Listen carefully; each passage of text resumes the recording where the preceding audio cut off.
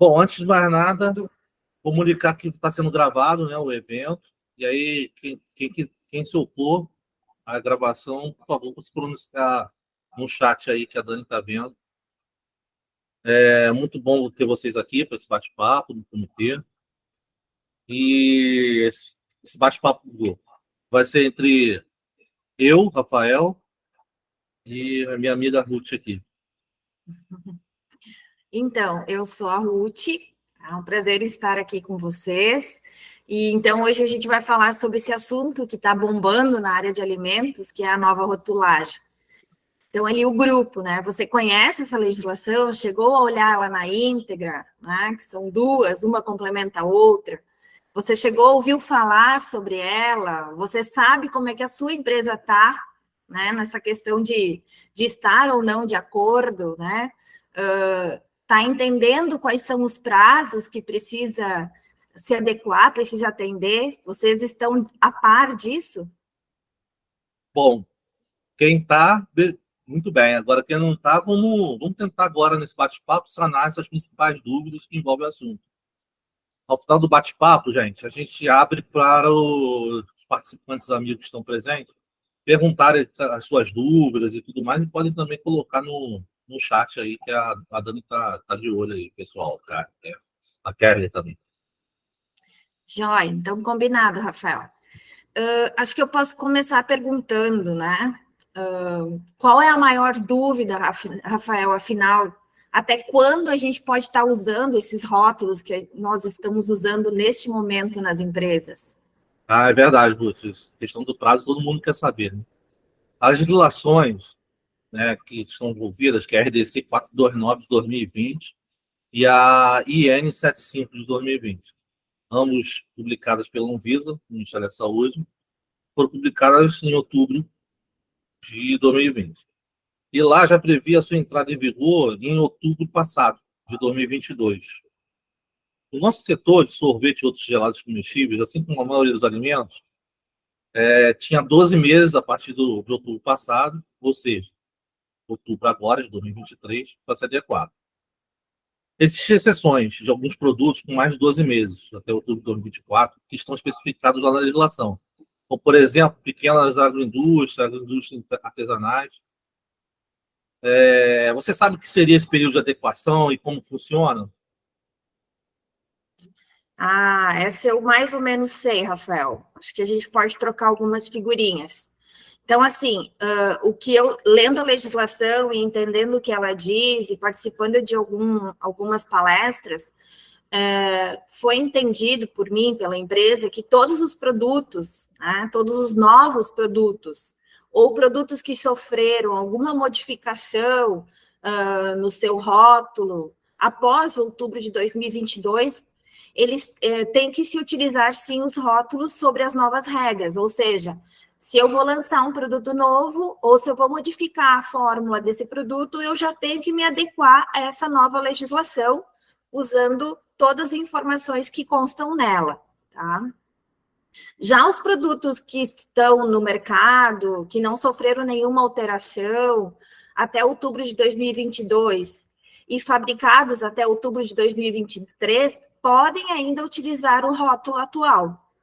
Mas agora, todos os produtos fabricados a partir de outubro de 2023, eles já precisam ter os rótulos de acordo com a nova regra, né?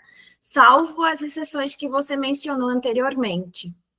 Tá. Me tira uma dúvida quanto aos prazos. O produto que não é um novo produto, que foi fabricado em, por exemplo, 7 de outubro de 2023, um dia antes, e que vencerá em outubro de 2024, precisa estar com rótulo novo? Não. Não, Rafael. O que importa, na verdade, é a data de fabricação e expedição da sua fábrica, tá? A data de vencimento, ela não importa para esta análise.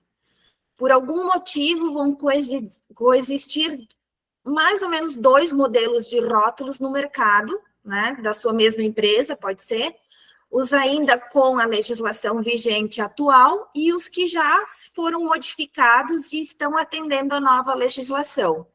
ambos eles corretos durante um certo período entre outubro de 2022 e outubro de 2023. Certamente mais alguns meses da data de validade dos últimos produtos fabricados. Então, Lúcio, eu estou tranquilo. Falta ainda muito até outubro de 2023. Mas tem que cuidar, porque o tempo realmente voa, meu amigo. Voa mesmo, e é rápido.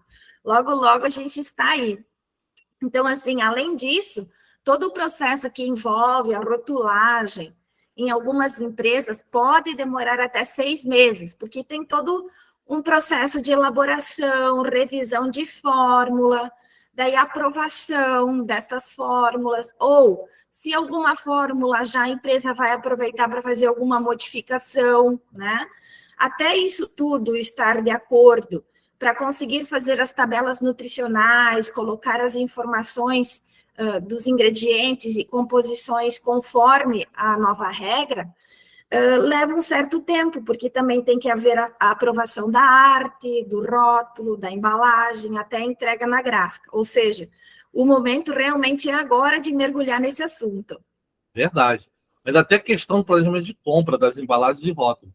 Tem que ver direitinho quando acaba o seu estoque. E teria que fazer... Tem um momento que você vai ter que fazer a recompra no meio desse período.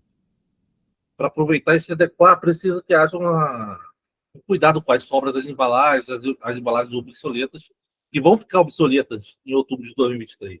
E aquela coisa, né? Toda sobra é custo é dinheiro. Né? Verdade, Rafael. Até estava pensando aqui, pode ser feita uma solução provisória, como, por exemplo, utilizar uma etiqueta para adequar o rótulo com a nova rotulagem? É possível? Olha, Ruth, é possível, Ruth. Se planejar direitinho, não precisará utilizar desse artifício, né? Até porque é mais um custo com etiqueta, na confecção dela e a operação de adesivação que você vai precisar de gente. Mas, se for necessário, pode sim. Aliás, na nova legislação, a etiqueta é citada como instrumento de adequação quando houver a necessidade. O que precisa entender é que essa etiqueta colada funciona como se fosse o propriamente dito rótulo. Então, ele precisa estar com todas as informações obrigatórias previstas na legislação nova e nos locais permitidos e nos padrões requisitados por ela. Por falar em padrões, a gente está falando aqui sobre rotulagem nutricional, mas o que seria exatamente rotulagem nutricional? Acho que eu vou dar uma consultada no Google. Não, Rafael, não precisa. Deixa que eu te falo certinho. Compreende Mas toda a declaração. Só um parênteses sobre esse negócio de etiquetas aí em cima de rótulo, porque o problema não é só botar etiqueta para botar as lupas, né? Tu tem que também fazer as correções a partir daquela data dos ingredientes que vão no sorvete. Então, tu tem que botar etiqueta na frente, tem que colocar etiqueta, no caso, na maioria dos casos, atrás também. Imagina o transtorno disso aí. Eu, sinceramente, mesmo uma empresa pequena, eu acho que vai ser complicado. Eu acho que pode ser feito, mas ele não é recomendado. É quase inviável, né? Verdade. Uhum. Bom, sobre consultar no Google, Rafael, vou te falar algumas coisinhas, né?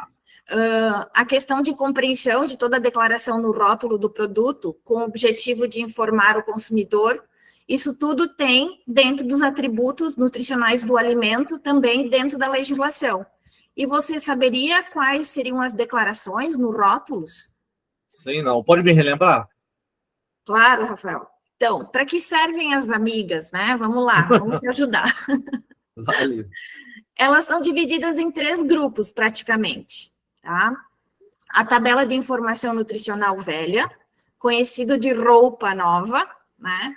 Obrigatória essa, tá? As alegações nutricionais ou os claims que modificaram um pouquinho, né? Mas que estão essencialmente como antes e continuam sendo voluntárias. E, finalmente, a rotulagem nutricional frontal, que é a novidade total. É obrigatória para certas condições que envolvem açúcares adicionados, gorduras saturadas e sódio. Muito bem, Ruth. A gente podia falar um pouco também sobre as mudanças que estão previstas nesta nova legislação. O que você acha? Perfeito, Rafael, devemos sim. Nossos amigos têm que saber o que vem de novo por aí e quer falar um pouco mais, já que você puxou esse assunto? Posso sim. Bom, olha só, a tabela de informação nutricional passou por uma reformulação. Agora ela tem 4 novidades principais.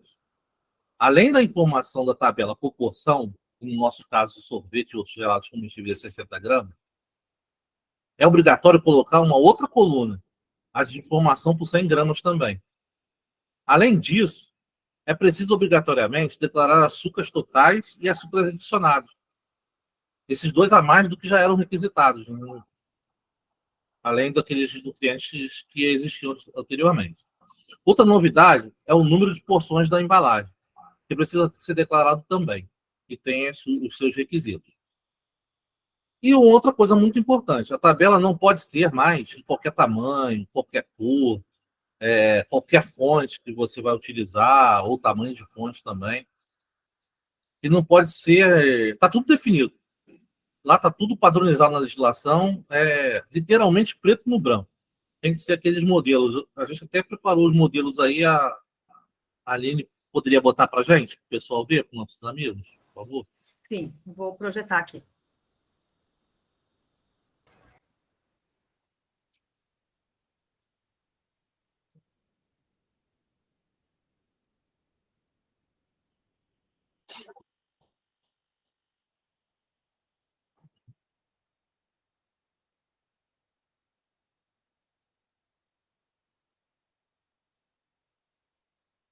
Aqui estão os modelos da tabela que estão previstos na legislação. Então, vocês podem ver que tem uma coluninha de 100 gramas ao lado da de 60 gramas, que é uma novidade, que agora todos os produtos precisam ter 100 gramas. Uma curiosidade aqui, o meu produto tem 100, eu sei que não é comum na nossa área, mas meu produto tem 100 gramas individual e tem 100 gramas, um picolé tem 100 gramas por acaso. Precisa botar 2 colunas? Não. Aí vai ficar uma coluna só de 100 gramas, não precisa ter 2 colunas, né, com a mesma informação. Mesmo caso, se por acaso tiver um produto que a porção seja de prato pronto, que seja de 100 gramas também, aí é uma coluna só.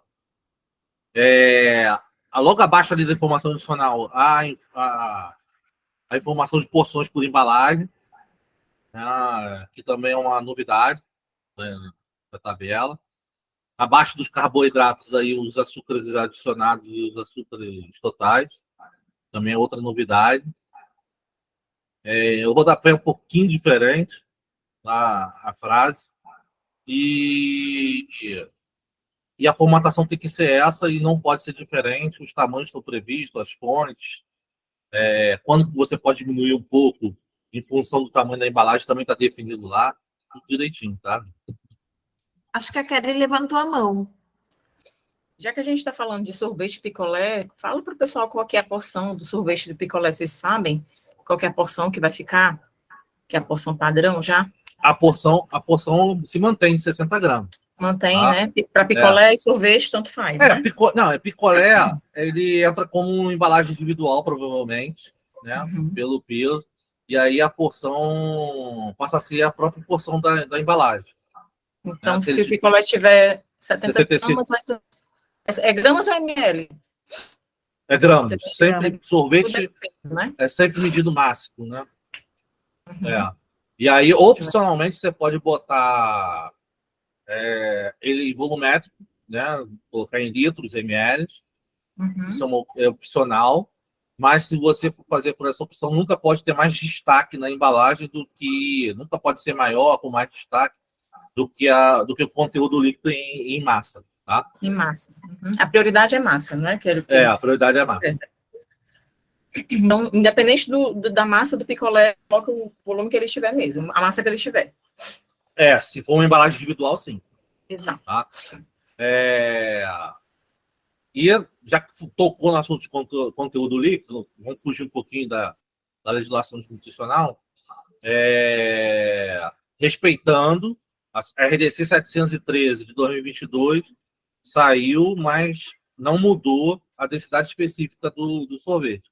Então, tem que continuar respeitando 475 gramas por litro. Por litro. de sorvete mínimo, né? Densidade mínima.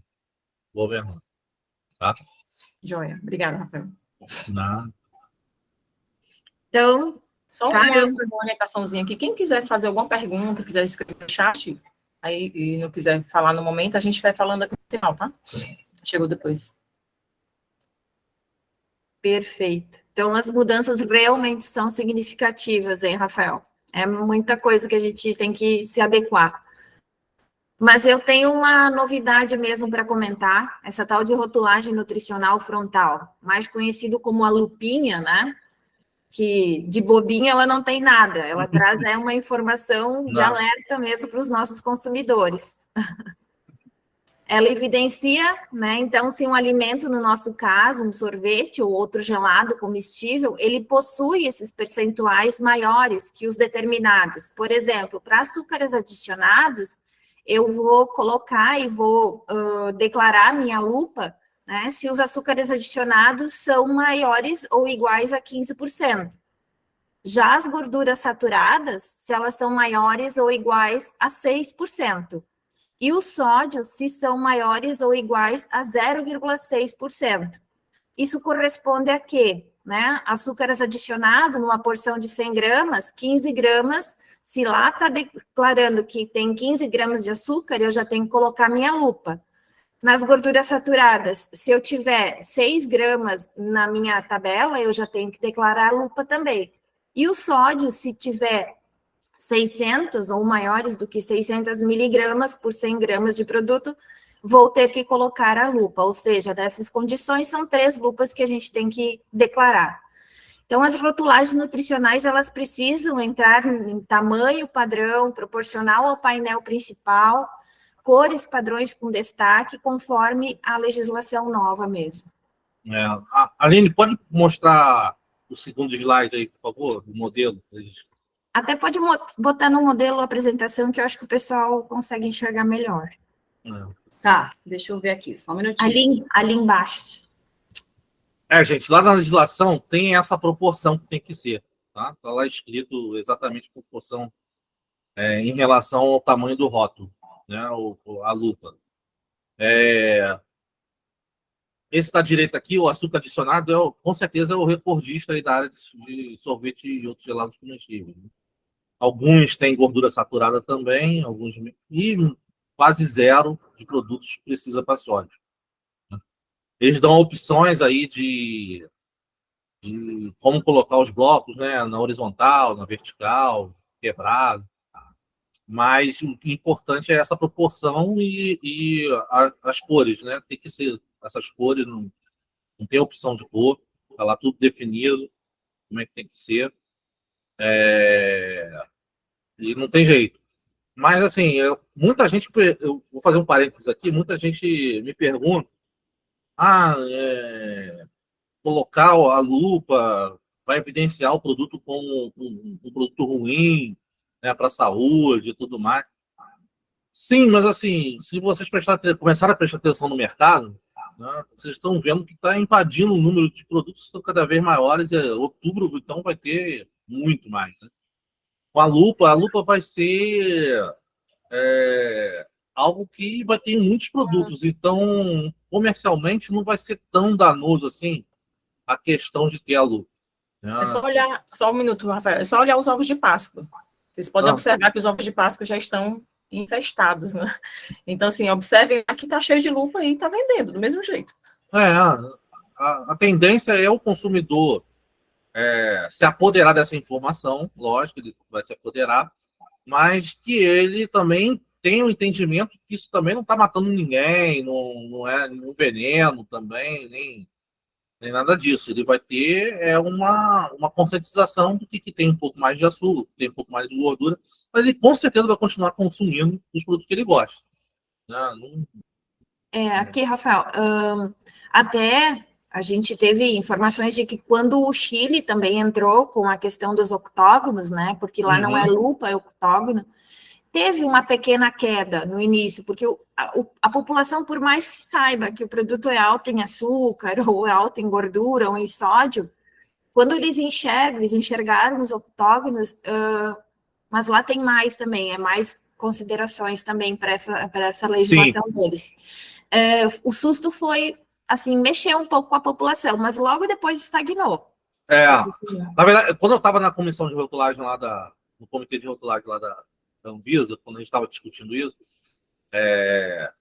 houve até alguns apelos para fazer igual ao Chile.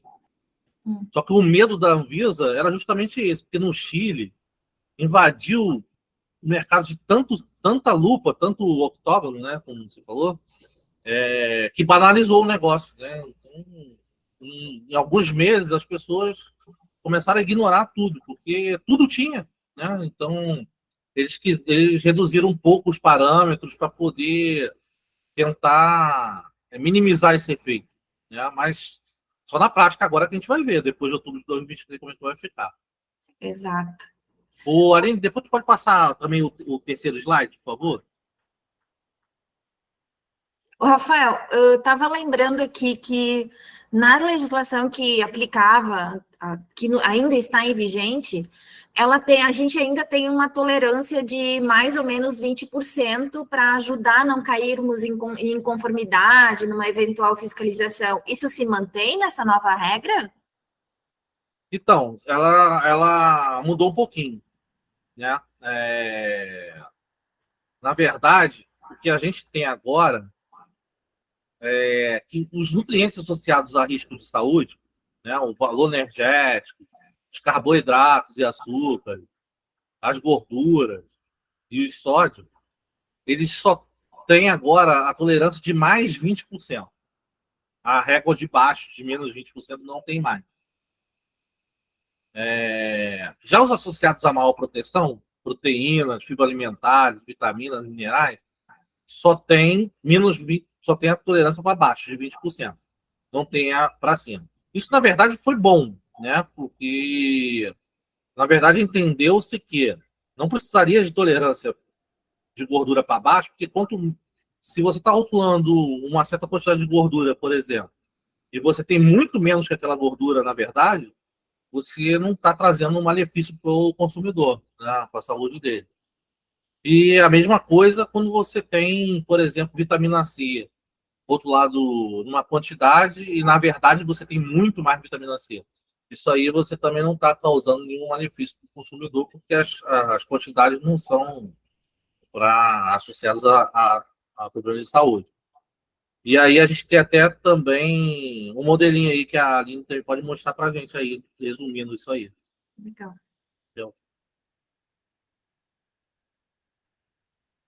É o último slide aqui. Deu uma travada aqui, né, no slide, né? Aline, você pode passar o slide? Isso. Isso aí mesmo. Então, essa figura aqui resume também o que a gente está falando.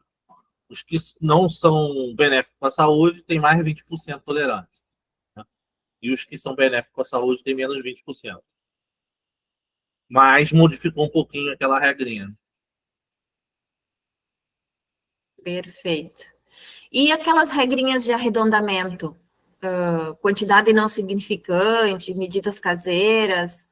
Mudaram quase nada. Sim, no arredondamento aqui mudou um pouco o detalhe, que quando a conta, né, ou o resultado analítico dá algo exato, 2,0 gramas, 5,0 gramas, eles agora pedem para você suprimir esse 0,0 gramas. Né, 0,0. Lembrei também outra coisa muito legal.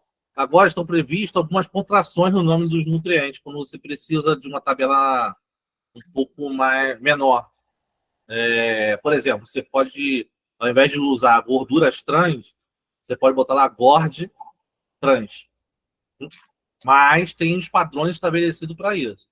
Ou seja, tem que ser, só pode utilizar esse artifício em embalagens pequenas, né? E está lá estabelecidos os tamanhos que você pode acabar fazendo essas modificações.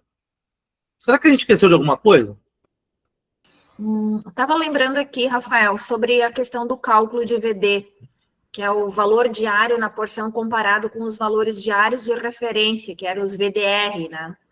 os VDRs de alguns nutrientes mudaram, portanto, a gente tem que ficar atento nessas contas. Agora, acho que foi, né? Porque mudou, sim, na hora de calcular, a gente tem que ficar atento, porque eu lembro que nos cálculos que eu andei fazendo, de outubro para cá, açúcares adicionados, por exemplo, agora entra. Né? Tem que ficar atento, sim. Mudou. E uma coisa que você lembrou também, assim, é a questão do açúcar, né? O açúcares totais não tem VD, tá, gente? Não. Então fica a célula em branco, não é para botar zero, não é para botar tracinho, não é para botar nada ali. É deixar a célula em branco. Tá? O quadradinho lá fica em branco realmente. E gorduras trans não tinha VDR, não tinha VD, agora tem. Agora tem. Depois tem que calcular. Isso aí. Verdade. Bom, eu não me recordo mais nada, Ruth. Obrigado aí por estar do meu lado, lembrando tudo isso aí. Deixa eu fazer aqui ver se você consegue também falar aqui um pouquinho sobre a questão dos açúcares adicionados mesmo. Tipo assim, quem não tem tanto conhecimento técnico, né? Como é que a gente está falando tanto sobre esses açúcares adicionados? Fala um pouquinho aí sobre isso. Os açúcares adicionados tá tudo definido na legislação lá, né? São praticamente os monosacarídeos, né? De fácil quebra. E aí, hoje em dia, a maior preocupação das pessoas, a maior dúvida das pessoas, da nossa área, principalmente sorvete também, é a questão do cacau. O cacau em pó, na primeira versão lá da Anvisa, não ficava claro, né? Aliás, dava até uma interpretação de que o cacau, como derivado de fruta, sem adição de nada, né? Ele sai da castanha lá do cacau, que não se contaria os açúcares dele como açúcares adicionados. Só que a Anvisa, ela publicou a segunda versão lá de perguntas e respostas e também eu mesmo também fiz as perguntas lá na Anvisa também, eles me responderam diretamente, e que o cacau realmente, ele, no entendimento deles, ele vai entrar no cálculo de açúcares adicionados. Então, assim, além daqueles açúcares todos que estão declarados lá na legislação, o cacau em pó, infelizmente, a quantidade de açúcares totais da ficha técnica do cacau em pó, ele entra como açúcar adicionado no produto que ele tiver envolvido.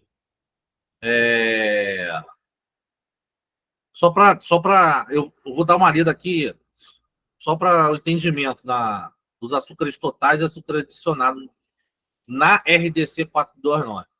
Os açúcares totais são todos os monossacarídeos e disacarídeos presentes no alimento que são digeridos, absorvidos, metabolizados pelo ser humano, excluindo os polióis.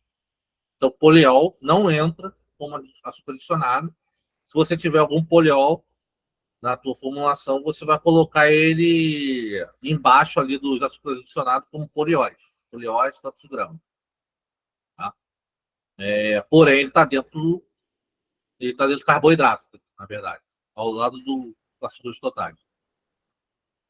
Açúcares adicionados, todos os monossacarídeos e disacarídeos adicionados durante o processamento do alimento, incluindo as frações oriundas da adição de ingredientes de açúcar de cana, açúcar de beterraba, açúcar de outras fontes, mel, melaço, melado, rapadura, caldo de cana, extrato de malte, sacarose, glicose, frutose, lactose, destrose, açúcar invertido, xarope, maltodestrina. Muitas pessoas ficam em dúvida se maltodestrina conta como açúcar adicionado. Conta.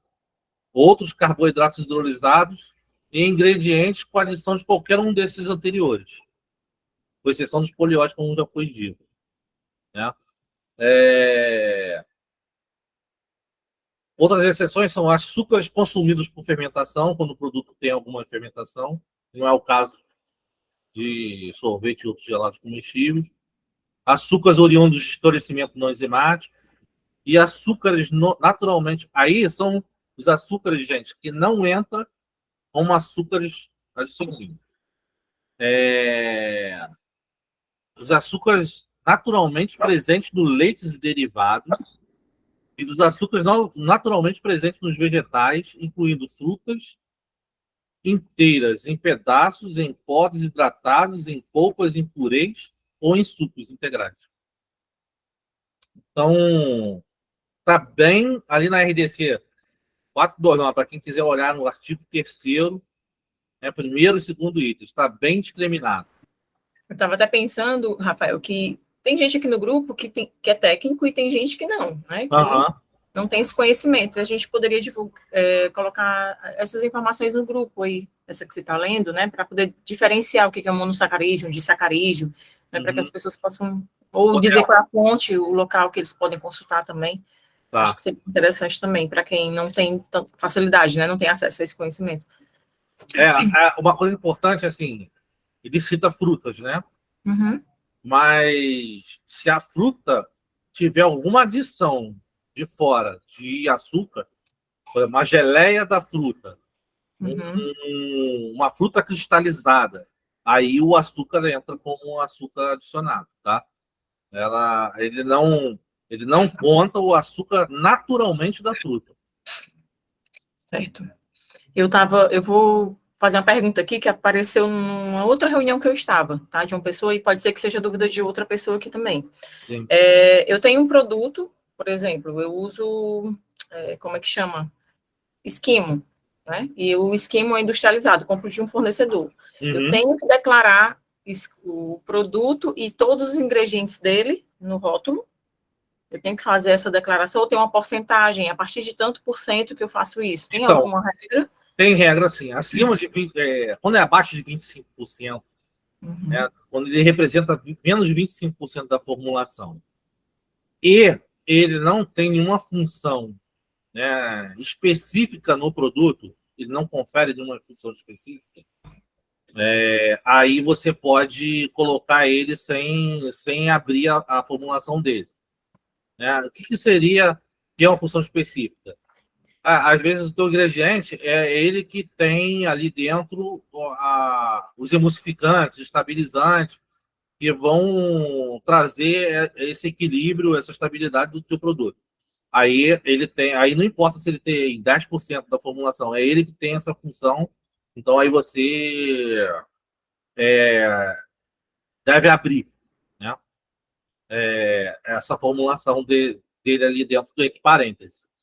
Agora, eu tenho também a questão... um complemento só é que não precisa, é isso, né? Tipo, seria um adicional. Mesmo se não tivesse ele, o produto funcionaria. Não é assim? A gente tem que sempre dar uma avaliada, né, Kelly? Assim, às vezes esse produto composto, ele tem o corante artificial nele, né? E é o único corante artificial do produto. Então, assim, é ele quem denuncia que ele é colorido artificialmente. Então, ele tem que ser declarado de alguma forma, entendeu? Então, não dá para não abrir essa formulação. Vai ter que colocar ali que ele tem corante artificial. Então, assim, depende do que você tá... Tem que avaliar um pouco a formulação como um todo. Né? Entendi. Tá. Tem uma pergunta aqui da Elizabeth. Oi.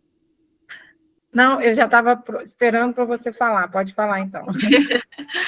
A Elizabeth perguntou assim, ó, em relação ao valor energético, não tem arredondamento? É a primeira pergunta dela, né? Não, tem arredondamento, sim. O valor energético ele tem que ser rotulado com números inteiros. Então, você tem que aplicar a regra de arredondamento.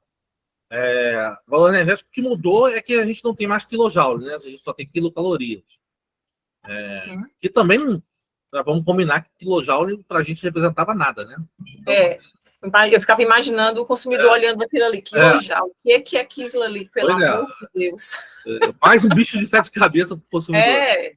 Então, assim, enfeitado. A Anvisa foi super feliz de suprimir essa questão do quilojoule, que, na verdade, isso aí era um resquício de herança de legislação europeia, né? Então,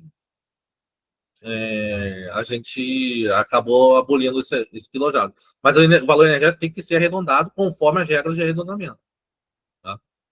Então, então é isso.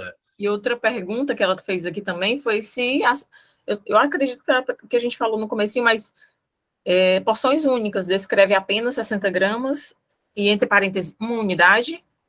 Isso, uma unidade, uma embalagem, né? Depende do produto, né? Você coloca lá uma porção, a medida caseira é o próprio produto. Isso aí mesmo.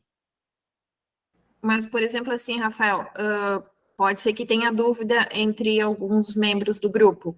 Eu tenho lá um picolé com 70 gramas. Sim. Tá? A porção vai ser 70 gramas, uma embalagem, um picolé, uma unidade, né? Como você quiser. Agora, se esse picolé tiver, sei lá, 110 gramas. Aí tem que fazer aquela continha lá que até menos, se eu não me engano, menos do dobro da porção é considerado embalagem única ainda. Depois aí você tem que aplicar tem uma continha que, quando é quebrado, você tem que colocar cerca de Isso. tantas porções, mas aí tem que ver a regra de arredondamento, se vai para baixo ou vai para cima. Né? E quando é exato, aí tu coloca exatamente 12 porções, 10 porções. Né? Isso aí. Tem isso também. Lembrando que... um pouquinho aí também, né? Isso. Porque eu já vi uns produtos errados, assim, lembrando que para calcular o número de porções é grama com grama, né? Assim, é massa com massa. Né? Então, teu pote tem 720 gramas, são 12 porções. Né? Se for 60 gramas, né? Aqui só a Silvia fez uma pergunta. Ela disse o seguinte: boa noite. Alguém comentou comigo que a lecitina de soja entrava como açúcar adicionado. Isso procede? A lecitina também? Eu não conheço essa informação, não sei. Até agora só o cacau que tem o conhecimento, que saiu na publicação, foi isso? É o quê? Até o momento foi o cacau que ficou mais evidente, né? Que é o que a gente tem ouvido. Eu acho que a lecitina é gordura, hein? Pois não tenho esse conhecimento, não. Ela Obviamente não, Silvia, então. Acho difícil. Com a lecitina açucarada. Acho difícil. Aqui a Ana Luísa falou com a gente também que quando é porção única, não tem a frase porções por embalagem, não é isso? Isso, não tem. Também não tem essa frase. Não tem, exatamente. Bem lembrado. Obrigado.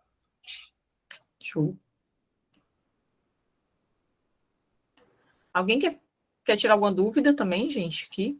Sim, deixa eu também comentar uma coisa também que saiu na outra reunião que eu estava. Vou trazer para cá também. Eu não sei se acontece aí na região de vocês. Aqui no Ceará, se você olhar as embalagens de picolé, parece assim que um copiou, colou. E todos Ctrl-C, Ctrl-V. Ctrl-C, Ctrl-V. Aí tem aquela que assim, produto isento, tarará, tarará, tarará, de acordo com a RDC tal. Aqui tem uma levada de produto que tem falando essa informação, que é aquela frasezinha. Eu não sei como é que é aí na região de vocês, mas... e aí a gente estava falando na reunião que não precisava, né, conter essa informação. Então, assim, como é que funciona? Como é que está aí? É obrigatório conter essa informação? Então, na verdade, assim, as pessoas ficam com dúvida porque não fica bem claro, né, na legislação. Mas aqui está o negócio, assim, que existe a figura do fiscal, né? Isso que é um problema também que a gente tem que entender aqui, a gente tem que falar a verdade, todo mundo aqui. O fiscal, cada um entende, tem seus entendimentos da legislação. Então, às vezes, o local que você vai fazer, a visa municipal que você vai lá fazer a anexação a comunicação de fabricação lá do produto e tudo mais, às vezes ele pode... Eu já ouvi falar de fiscal exigindo que haja a frase de que o produto é isento de registro, né? Que hoje, se não me engano, é 240 de 2018. Eu sempre oriento a colocar, porque, assim, mal não vai fazer, entendeu? Assim, de colocar. Então, eu prefiro pecar pelo a mais. Aí o cara lá embarrear, tem que fazer outra arte, outra faca e tudo mais. Mas realmente não está claro, e assim, alguns técnicos da Anvisa já me confessaram que, no entendimento deles, não há essa obrigatoriedade de colocar. A obrigatoriedade de colocar quando o produto é exigido de registro, colocar o número de registro. Então, mas na legislação atual não saiu nada falando, sendo claro nesse aspecto, não é isso? Não fala nada. Então as pessoas, assim como eu também, entendo que se não tem exigência de escrita clara, não precisa, né? Mas eu já ouvi falar de que fiscal pediu para botar na embalagem, não deixou passar a embalagem e tal. Bom, enfim, assim. Mas há muitos produtos que tem, né, essa frase. Então, assim, eu acho que eu sempre recomendo quando eu faço serviço para as pessoas, assim, se puder, tiver espaço, coloca, porque não vai te comprometer em nada e você vai estar atendendo de qualquer forma. Essa é a questão, porque agora está cada vez menos espaço, né? A gente está ficando mais apertadinho, cada vez mais. Essa tabela tá dando dor de cabeça, né? Essa tabela e essa lupa. A tabela está muito grande. Para alguns produtos, né? E eu acho interessante também comentar sobre, Rafael pode complementar um pouquinho, sobre essa questão, por exemplo, a empresa, ela vende para clientes que têm buffet, então o sorvete está em caixas. Né? Não, aí não tem necessidade de você fazer essa rotulagem dessa forma. Isso. Se não for... Porque o objetivo da rotulagem nutricional, né, a nova rotulagem nutricional, é informar ao consumidor direto. Né? Então, todo mundo que vai manipular o produto, vai botar num buffet, numa sorveteria lá na Cuba ou num restaurante, aí não tem necessidade de ser à vista do consumidor, então não tem necessidade dessa rotulagem. Pode, ou se quiser, pode até fazer, né? Pode. Tabela nutricional aberta, com açúcares totais, os açúcares adicionados, fazer no modelo novo, ou tem a oportunidade também de fazer a ficha técnica, tipo uma pasta, né? Deixar no cliente as fichas técnicas do mandar via produto. e-mail, está sendo aceito. Isso. Então, para buffet, não entra lupa. Para caixas de 5 litros, ou 10 litros, aquela granel, não é isso que você fala? Isso, não, depende. Mas se você vender essa caixa de 10 litros, tem gente que vende, né? Para o consumidor final. Aí ele tem que ter a rotulagem normal. Né? Não é a questão do volume, né? Não é a questão de quem vai manipular. É a questão do fim.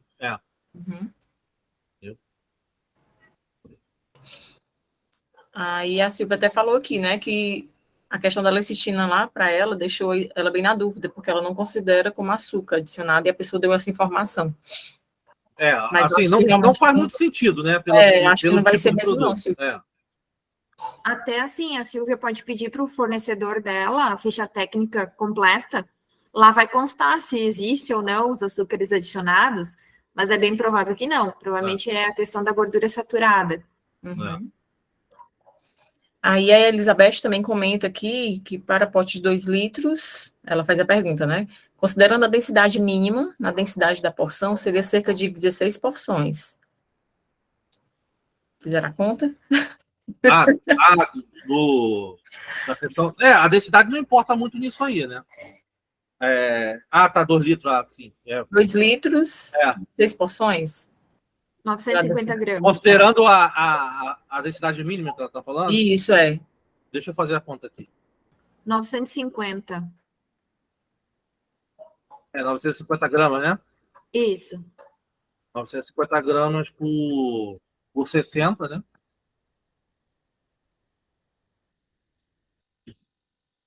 Deu data aqui, usei uma célula errada aqui. Calma aí. Ei, Rafael, fala mais ou menos como é que faz essa conta, se pudesse compartilhar, era ótimo, porque quem nunca fez, poderia fazer. Dá cerca de 16 porções. Na verdade, o que acontece? Como é que foi feita a conta, né? 475 gramas por litro. Em 2 litros... Em 2 litros, aí você multiplica 2 por esse valor, não é? Isso, vai dar 950 gramas. Certo. 950 por 60... que é a porção. É a porção individual, né? Dá 15,83 dízima periódica, né? 83,336. E aí, por arredondamento, chega a 16. E aí, como é arredondado, não é exato, aí você tem que colocar cerca de 16 porções. Perfeito. E aí, o que mais aqui? A nutricionista que passou a informação. A nutricionista de um fornecedor foi que passou a informação para a Silvia. Mas tudo bem, acho que tem gente que está meio sem entender algumas coisas mesmo. Aí a Elizabeth pergunta, para embalagens consideradas institucionais, posso considerar a tabela nutricional para 100 gramas. Sim. Ok? A Elana pergunta aqui também.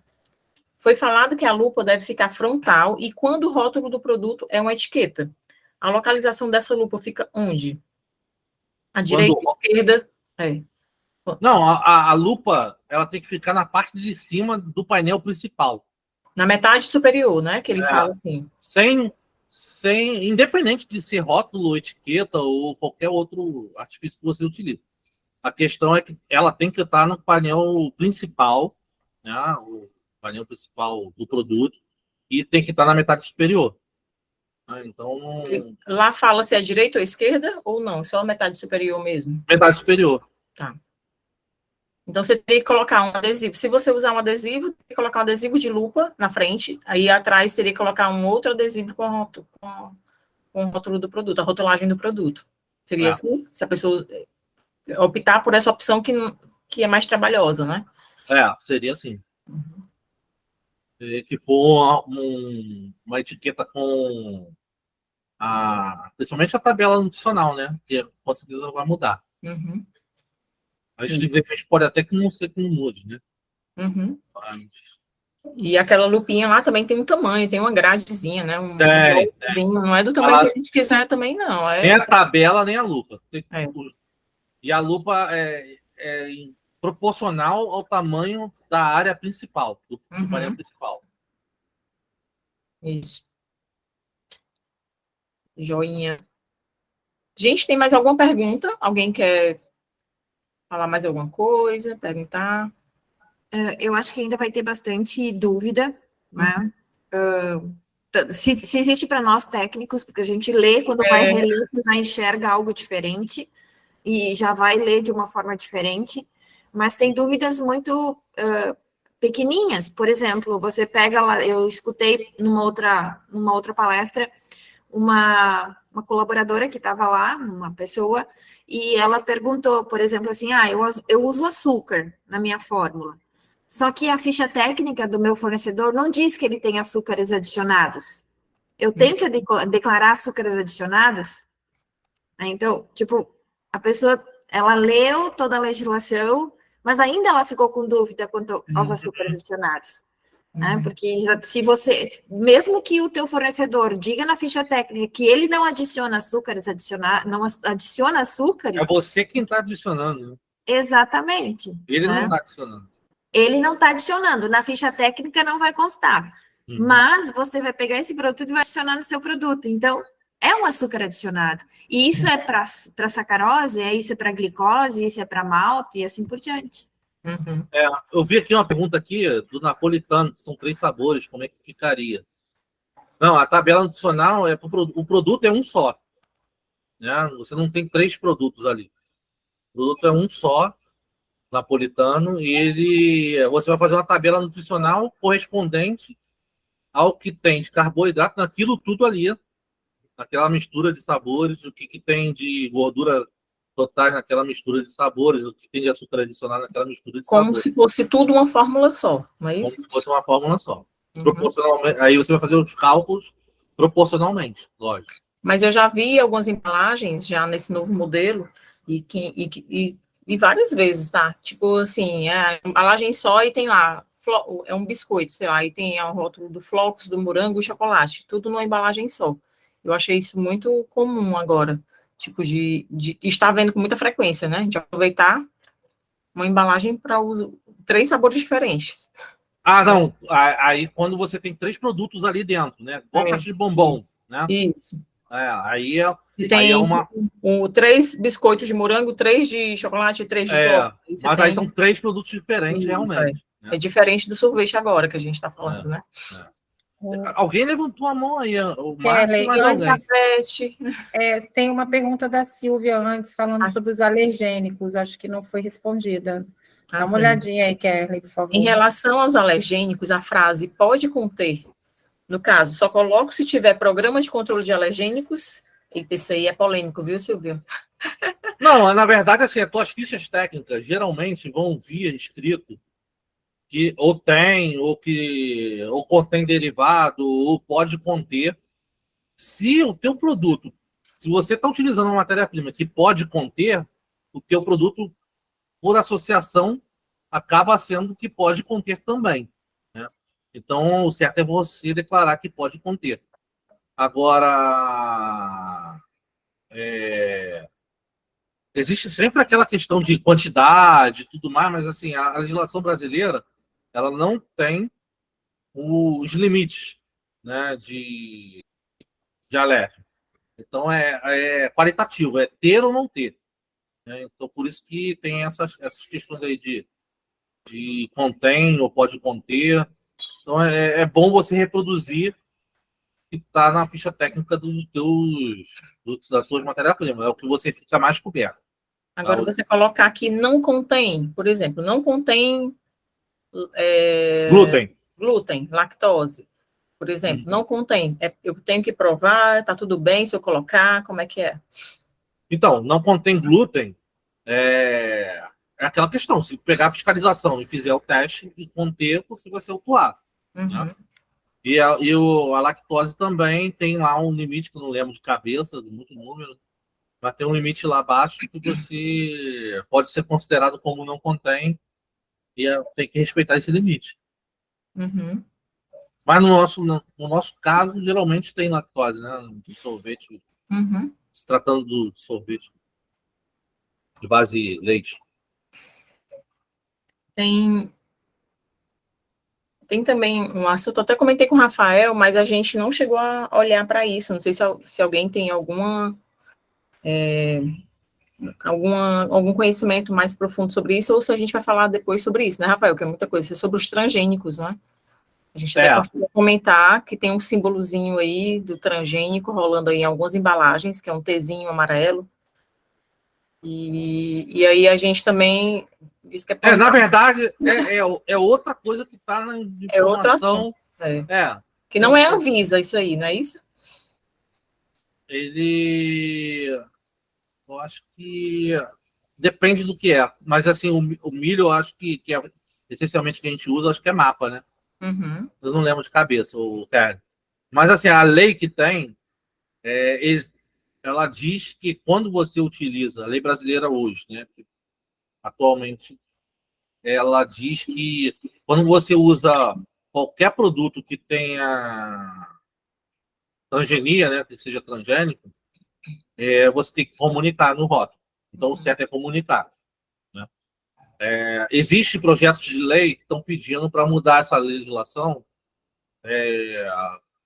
colocando um limite, né? Colocando abaixo de tanto não precisa, né? E tal.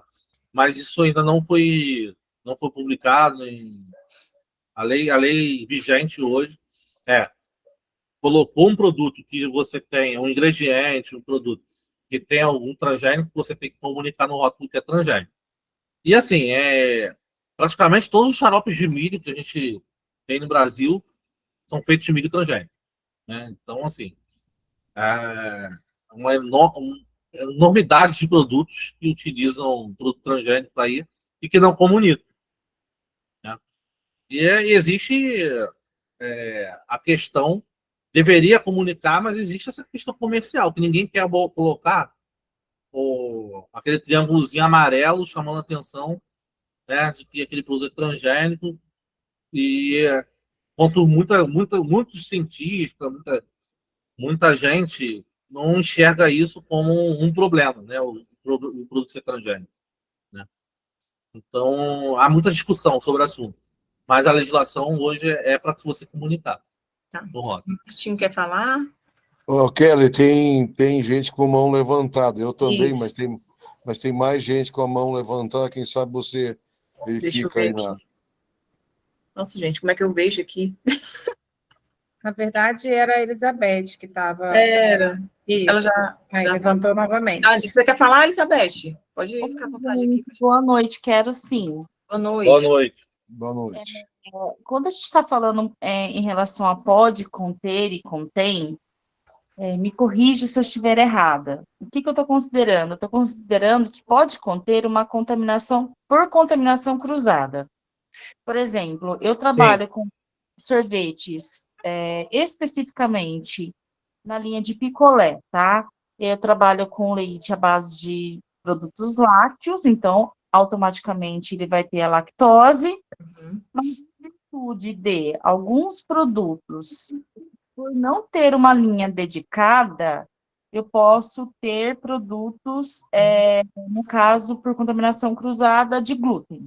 Então, considerando produtos na mesma linha, a base láctea e a base água, né, que a gente fala fruta, eu estou considerando contém lactose e contém glúten.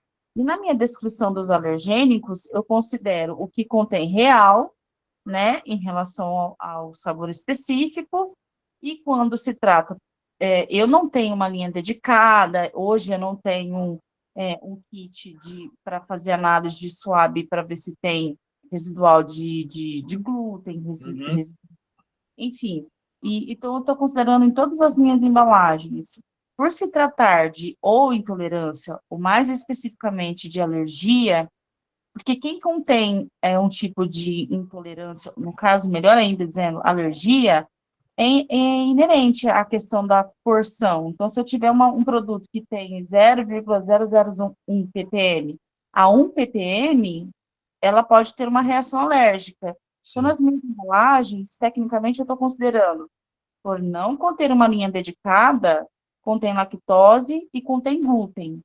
Eu estou fazendo certo, pensando que, possível reação alérgica, eu estou avisando a pessoa celíaca que ela pode ter uma reação ou de maior expressão, menor, enfim. Não, você está fazendo correto quando você faz... Porque isso aí é muito particular, né? Vamos dizer, né? Cada processo é um processo. Você está fazendo uma avaliação de risco do teu processo. Você não tem dedicação de linha e tudo mais, você está fazendo o correto. Você está tratando com o pior cenário. Agora, o que a gente estava falando aqui também é que, às vezes, mesmo você tendo um processo dedicado, separado das linhas, na sua formulação, às vezes, tem um produto, por exemplo, um Algemix da vida, né, que ele traz na composição dele, lá na ficha técnica dele, que pode conter amendoim, castanha, não sei o que, algum alérgico. Se você está utilizando esse produto que pode conter, mesmo que você tenha uma linha dedicada, o teu produto final acaba que pode conter também. Rafael, entendeu? tem uma lei, até coloquei aqui no chat para vocês, que é uma lei federal, né? Que ele diz que tem que colocar contém ou não contém. O pode conter não está lá. Aí eu não sei essa questão. Pode conter o que é alérgico? Glúten, por exemplo, que é o que a Elizabeth está falando, né? Porque aquele produto ou contém ou não contém. Não, pode conter da RDC do 2615, do alérgico, entendeu? Aí não é a lei do glúten. Uhum. A lei do glúten é separada dos outros alérgicos. Mas esse pode conter. Isso aí? Tem. E agora está na 727, né? A nova de rotulagem. Uhum. Ela foi incorporada. A 2615, ela caiu por causa dessa 727 aí, a nova lei de rotulagem geral, né? De 1º de julho de 2022. Deixa eu pegar aqui para te informar qual é o parágrafo. Isso é polêmico, esse negócio, viu? Porque não é só o seu controle, né? É o controle de tudo, equipamento, do controle de tudo. Isso.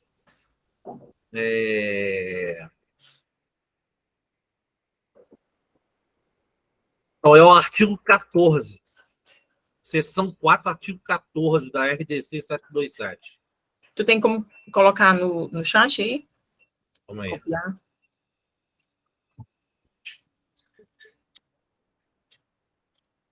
Onde que é? É que o Meet eu não sou muito... Onde que é o chat aqui?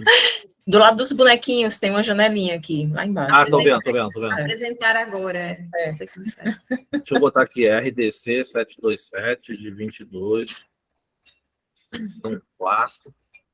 Só daí tu tenta abrir uma nova janela para te conseguir comprar. Você vai abrir deu certo, bom. Eu copiei aqui, ó. Tá? Mas que não for possível garantir a ausência desses principais Exatamente. Certo.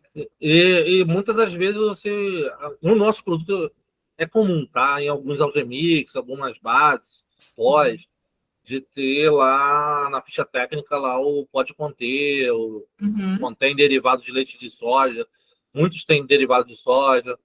Então, assim, se você não colocar, você está assumindo que não tem e você pode ter problema na frente, né? A orientação é sempre acatar, né?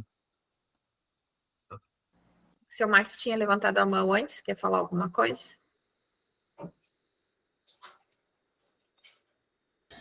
Não, a minha não é pergunta, é a minha dúvida, sei lá.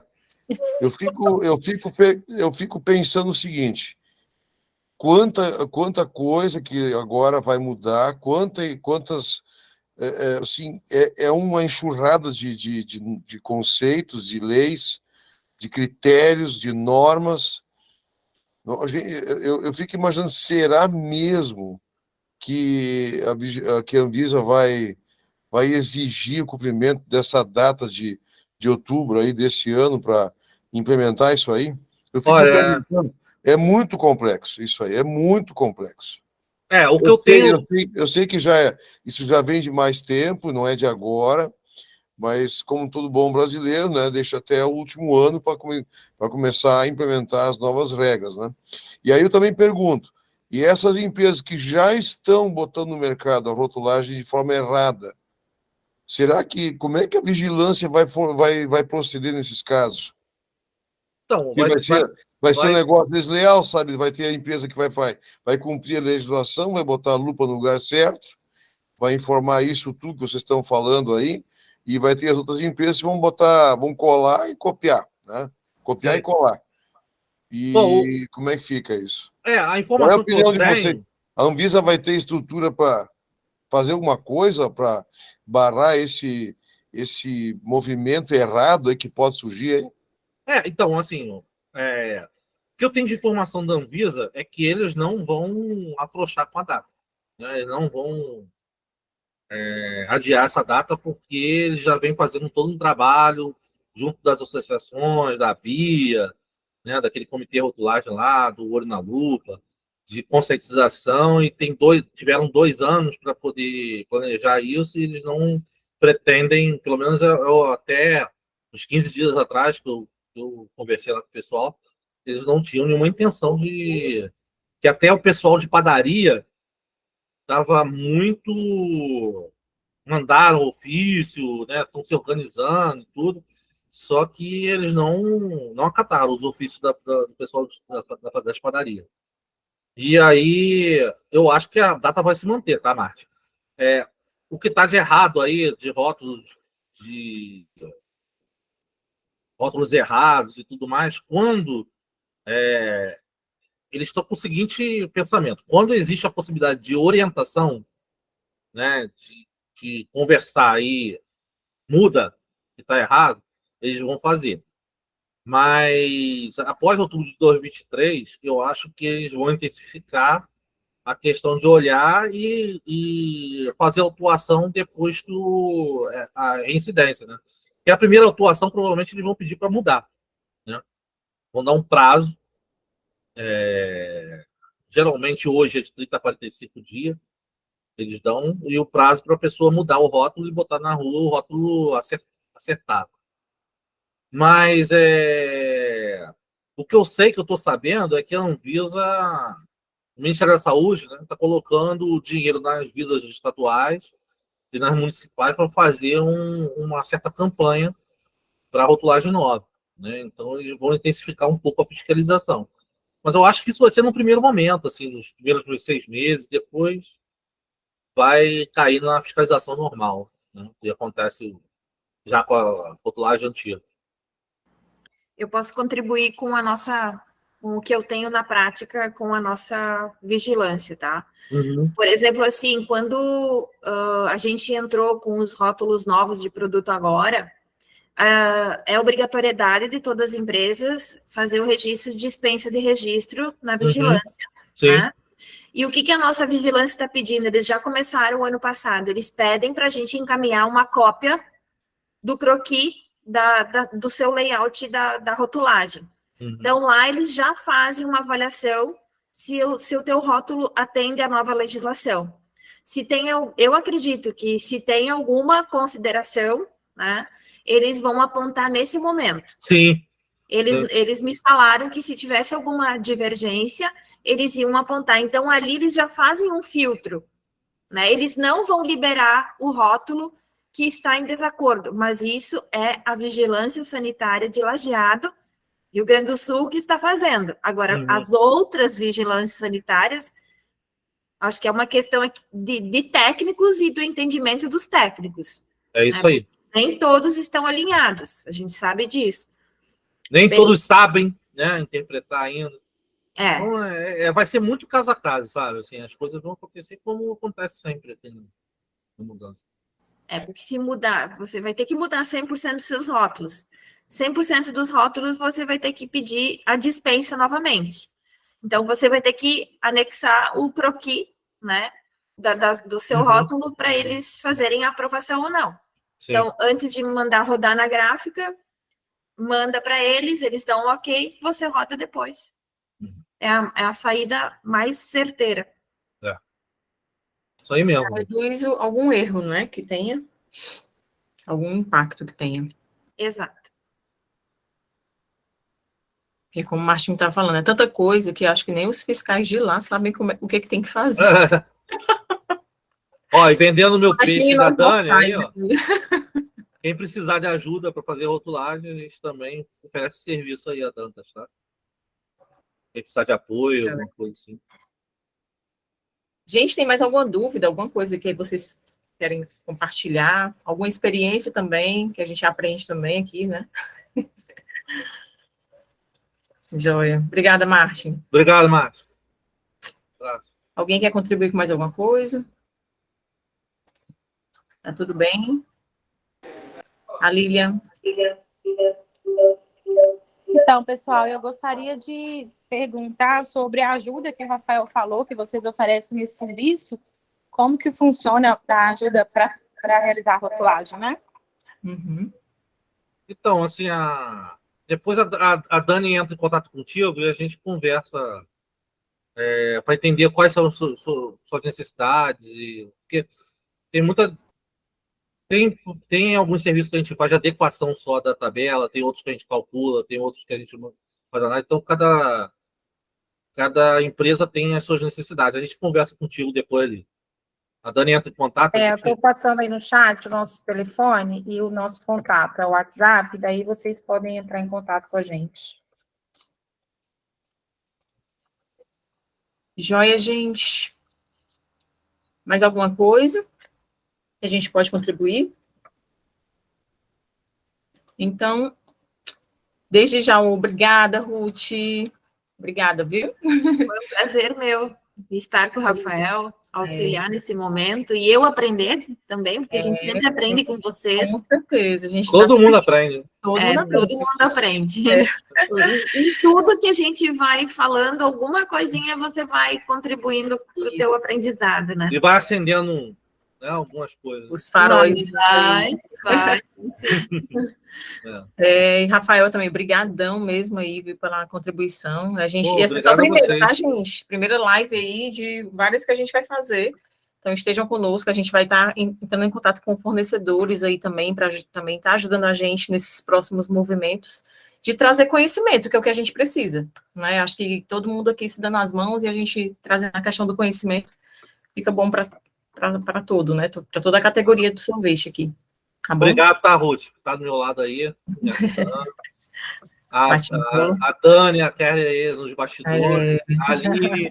E a quem está aqui participando também, né? Que veio aqui. Obrigada pela participação de vocês. Obrigado a todo mundo aí. Boa noite para todo mundo. Boa noite, pessoal. Obrigada. Bom negócio. Um abração. Até a próxima. Um abraço. Obrigada.